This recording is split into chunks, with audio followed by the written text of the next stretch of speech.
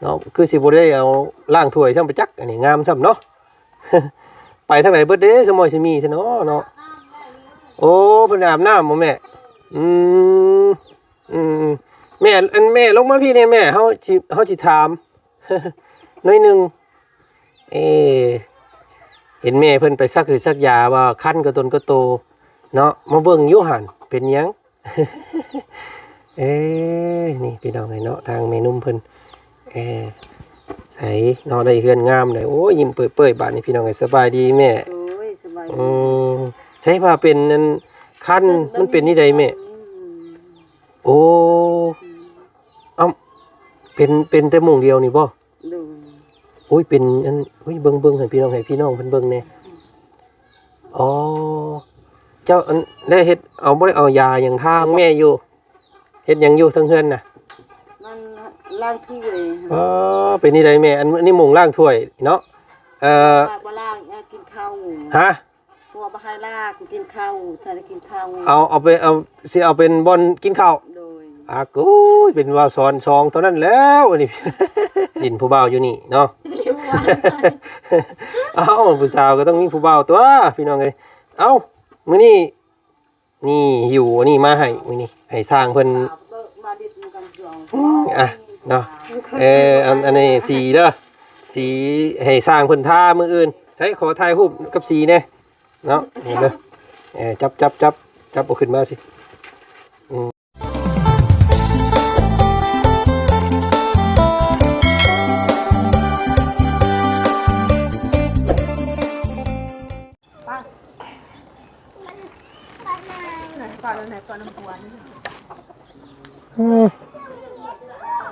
ตัดภาพบรรยากาศยามค่ำยามแรงมา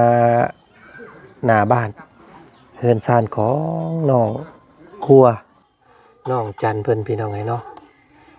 นิดสมอยสมีบาดนี้พี่น้องไงรายการก่อสร้างเนาะสร้างเพิ่นก็คือสิกลับบ้านกลับซองเบิดแล้วว่าซั่นพี่น้องไงเนาะสายฝนโปรยปลายพี่น้องเอ้ยเนาะตกลงเม็ดมาเมื่อกี้นี่เฮ็ดให้พื้นแผ่นดินถือว่าเย็นชุ่มชื่นขึ้นมาอีกหน่อยนึงเนาะทางบ่อจันก็โอ้ยแวะเวียนเข้ามาตอนค่ำๆเนาะ5 โมงแรงพี่น้องเอ้ยเนาะนี่ซื้อตัวนี้มาย่านว่าสร้างเพิ่นถ่ามื้ออื่นย่านเพิ่นอยากเฮ็ดแต่เช้ามันแดดอ่อนเนาะก็เลยซื้อสีมาให้กระตุกนึงพี่น้องจักสิพอบ่พอเนาะเบิดอยู่450,000ทั้งอาวุธเพิ่นนำเนาะตุกหนึ่งเป็นสีแบบชมพูแบบอ่อนๆเนาะแบบก็ออกแบบขาวๆหน่อยนึงเพราะว่าสีงาสร้างนะบ่มีพี่น้องเลยเนาะมีกับสีมีขาวโหล่นไปเลยก็เลยเอาเป็นสีชมพูขาวอ่อนเนาะมันก็คล้ายๆกับสีงาสร้างกันแหละว่าซั่นซะพี่น้องเลยเนาะจังใดกะก่อนอื่นเนาะกับทักทายสบายดีพ่อแม่พี่น้องหมู่เพื่อนมัดสุขุสุคนเนาะพี่น้องเนาะพบเจอกับเปาจันคือเก่าพี่น้องเนาะตอนค่ำๆ5 โมงแรงพากันมาส่งอันนี้ก่อนสิกลับหงกับห้องบ้านนี้พี่น้องเลยเนาะพื้นไฟบ้านซองเพิ่นโอ้ใส่เลยพี่น้องเฮ็ดอ่องตองอยู่ทางนี้เนาะแล้วพี่น้องเลย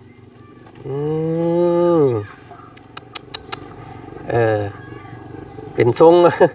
มันซ้ำออกมานั่งดินก็ได้เด้นี่เนาะเป็นหม่องอันว่า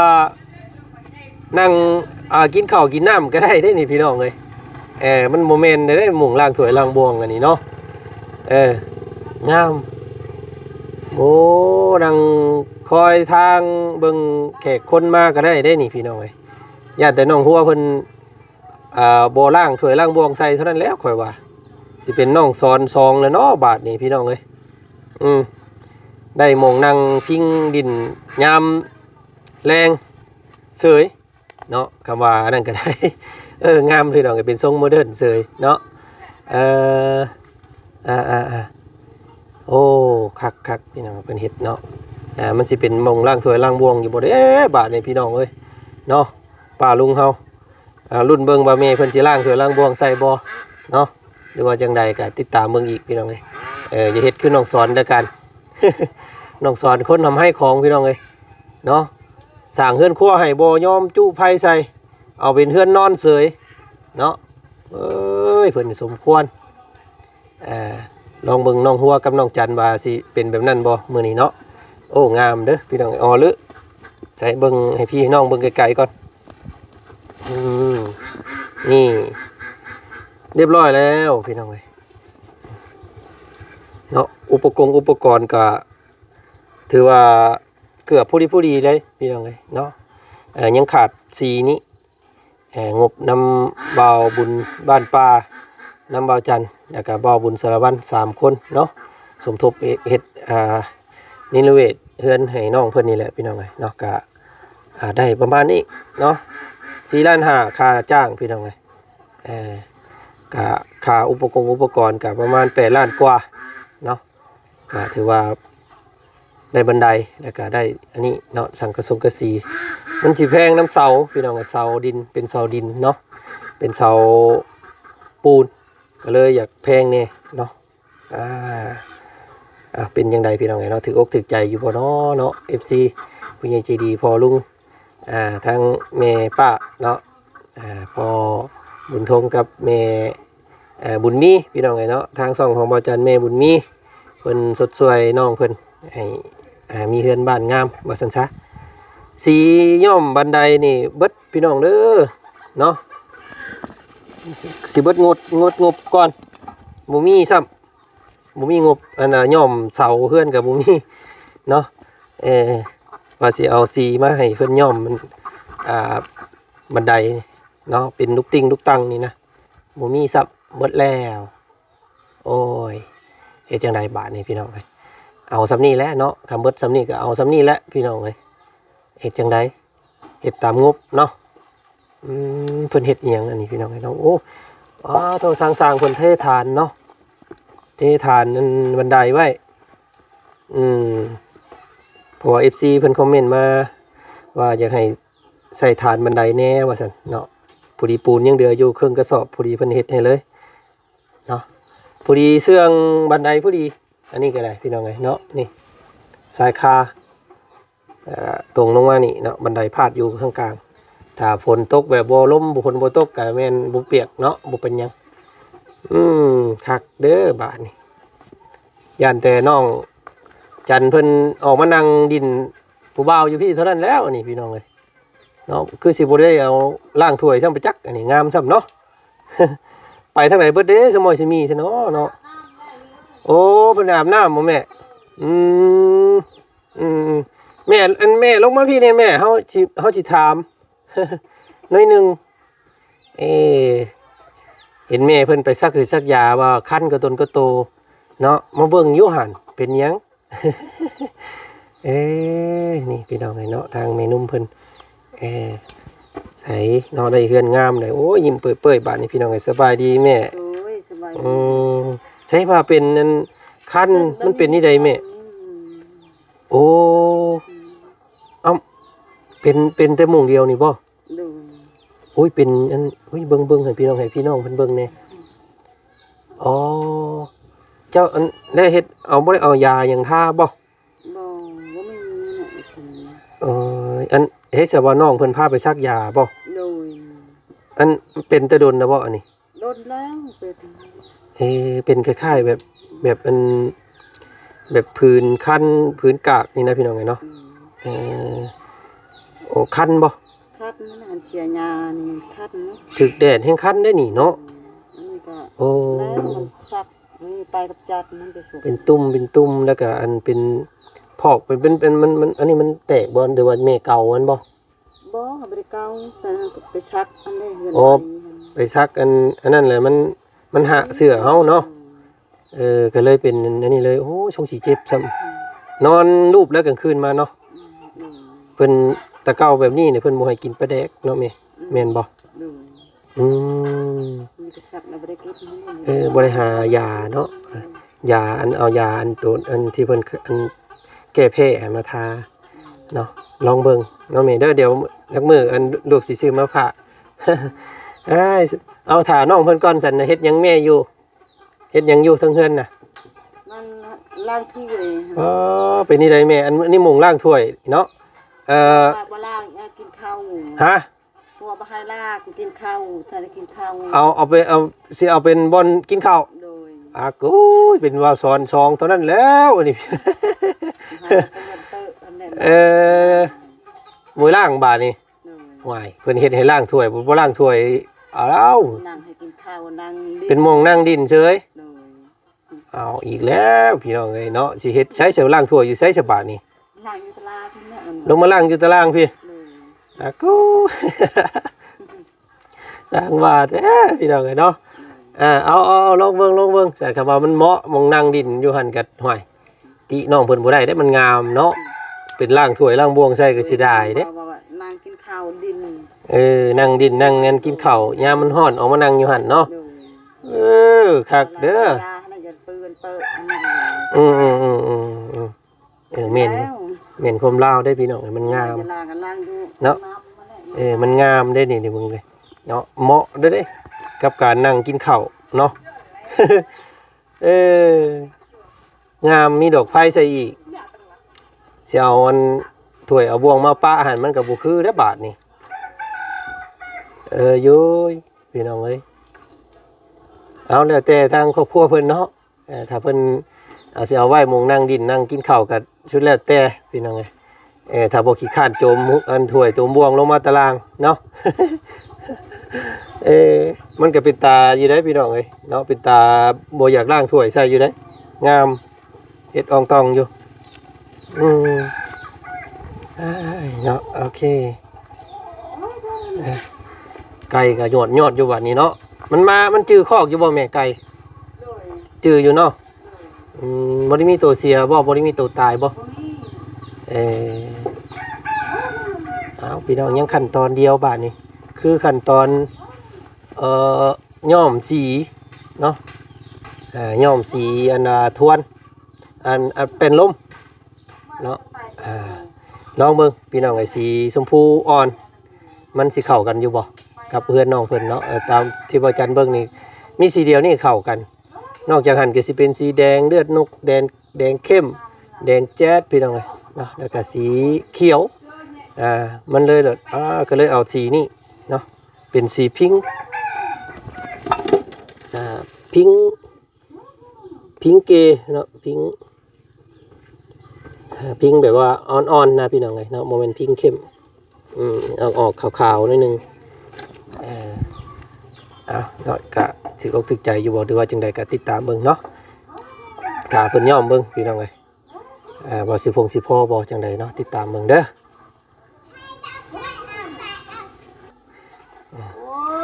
รูแมนห้องท่านล่างถวยล่างบ่วงตัวนี่เนาะกินแล้วก็ มันเป็นมงอันชิปปิ้งนั่งนอนเย็นเนาะ ฮับแขกฮับคนได้น่ะตายงามบาดย่านเป็นน้องซอนซองอยู่ข่อยว่าตามข่อยใส่บาดนี่แล้วเนาะเราสิเอาล่ะมันบ่เบิ่งแล้วมันเป็นตารางล่างถวยได้พี่น้องมันบ่ได้เป็นตาสิล่างถ้วยใช่จังได๋งามองทองใช่สิล่างถวยอยู่ใช้บาดนี่ล่างอยู่ตารางนั่นแหละตายบาดนี่เนาะได้ครับพี่น้องเอ้ยเนาะน้องเพิ่นก็บอกแล้วว่าซั่นโยยเนาะยังแต่หมุงนี้แล้วมันอยากกันสิเบิดๆแน่เนาะแต่ว่าได้อยู่แต่ว่าบันไดมันอยู่ในเสคาอยู่แต่ว่าถ้าฝนตกมันก็เปียกนั่นแหละแต่ก็ได้อยู่หมุงนั่งดินเลยว่างามเนาะบัดเฮ็ดออกมาแล้วบัดเกินคาดพี่น้องไอ้บ่จันก็บ่ได้คิดว่าสิเป็นรูปลักษณะแบบนี้ได้ตะกี้ได้เนาะโอ้งามอ้อลึ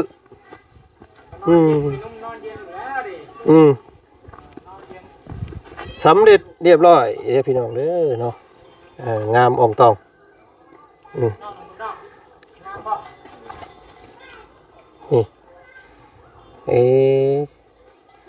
พี่น้องเนาะเป็นยังไงเนาะขอความมุขขอบใจทางพ่อลุงในเมป้าพี่น้องให้เนาะวัดสุขุสุคน FC ทั้งหลายที่ร่วม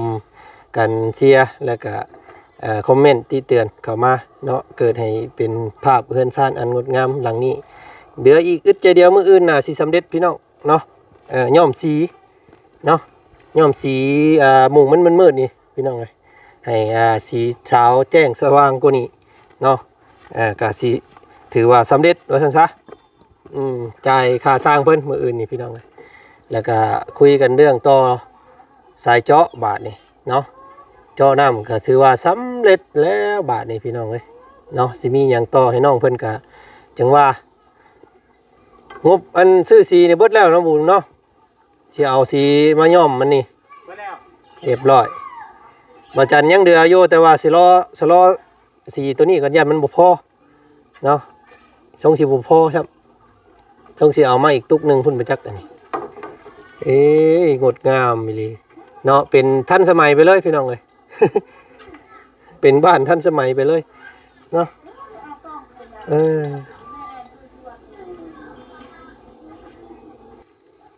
สวัสดี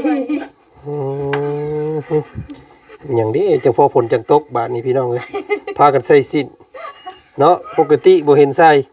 จังพอผลยังมืดมัวมาเมื่อกี้นี่ หากมาตามน้ำ หากนมาแต่อาบน้ำเนาะผมเปียกผมจืดอยู่พี่น้องเลยอาบน้ำเซ่คือเก่าบ่ ด้วย มืดเนาะเฮือนเจ้าเนาะเป็นนี่ใดอันนี้เนาะคือได้ยินแม่ว่าคือว่าเฮ็ดแล้วแหละบ่อยากเอาล้างถ้วยบ่ จะได้เสียไว้นั่งกินข้าวนั่งดิน โย้ยพี่น้องไว้ตายคักบาท เนาะ เป็นงามมัน สิเป็นน้องสอนแล้วอันนี้ข่อยว่าแล้วพี่น้องเอ้ย ล้างถ้วยล้างจานแล้วสิลงเวลาอยู่ สิเอาไว้หมุงนั่งดินเย็น โดย มานั่งกินข้าวบาดนี้ครับนั่งรับแขกเนาะ โดย สิลงไปล้างตารางอยู่ เข้าท่าอยู่ได้พี่น้องเอ้ยเนาะเอ้าสุดแล้วแต่ซุมเจ้าเด้อซั่นเนาะเพิ่นเฮ็ดให้แล้วเจ้าสิล้างก็ล้างบ่ล้างก็อย่า เอาเป็นมุงนอนดินก็ได้เนาะ เสียดาย ยามมันร้อนเนี่ยออกมานอนปูสาดนอนดินผู้บ่าวอยู่นี่เนาะ เรียกว่า เอ้าผู้สาวก็ต้องมีผู้บ่าวตัวพี่น้องเอ้ยเอ้ามื้อนี้นี่หิวอันนี้มาให้มื้อนี้ให้สร้างเพิ่นเนาะอันนี้สีเด้อสี